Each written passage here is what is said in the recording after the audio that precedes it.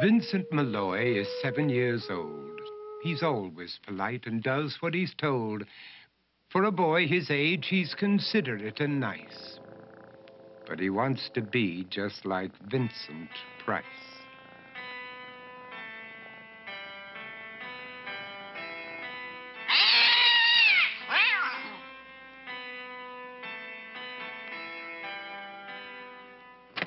He doesn't mind living with his sister, dog, and cats, though he'd rather share a home with spiders and bats.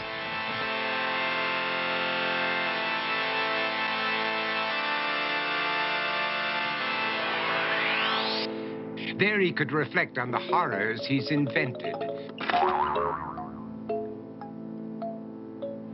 and wander dark hallways alone and tormented.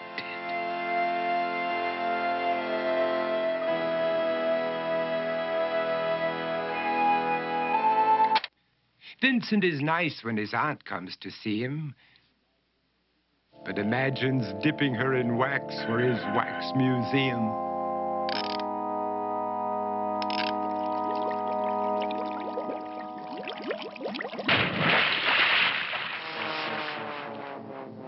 He likes to experiment on his dog, Abercrombie, in the hopes of creating a horrible zombie. So he and his horrible zombie dog could go searching for victims in the London fog.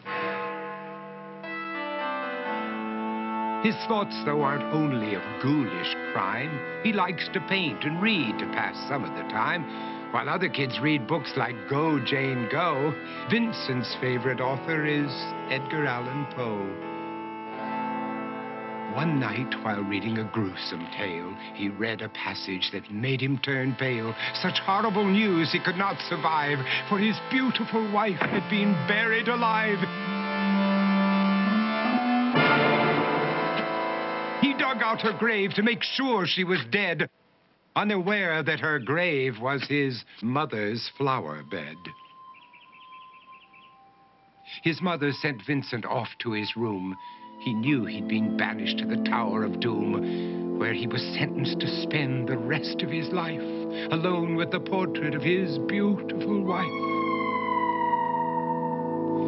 While alone and insane, encased in his tomb, Vincent's mother burst suddenly into the room. She said, "If you want to, you can go out and play. It's sunny outside and a beautiful day."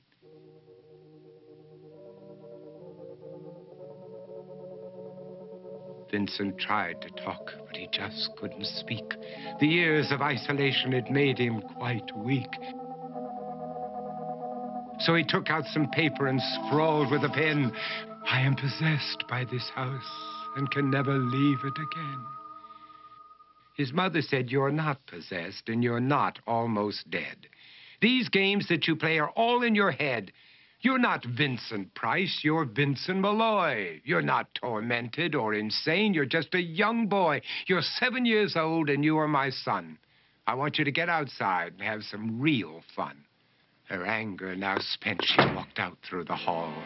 And while Vincent backed slowly against the wall, the room started to sway, to shiver and creak. His horrid insanity had reached its peak.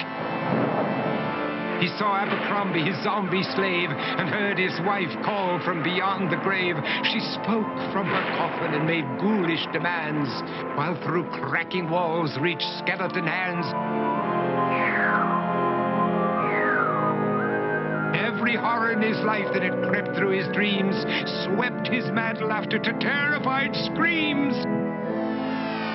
To escape the madness, he reached for the door, but fell limp and lifeless down on the floor.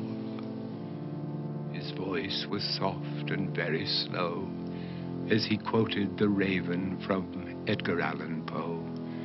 "And my soul from out that shadow that lies floating on the floor shall be lifted nevermore."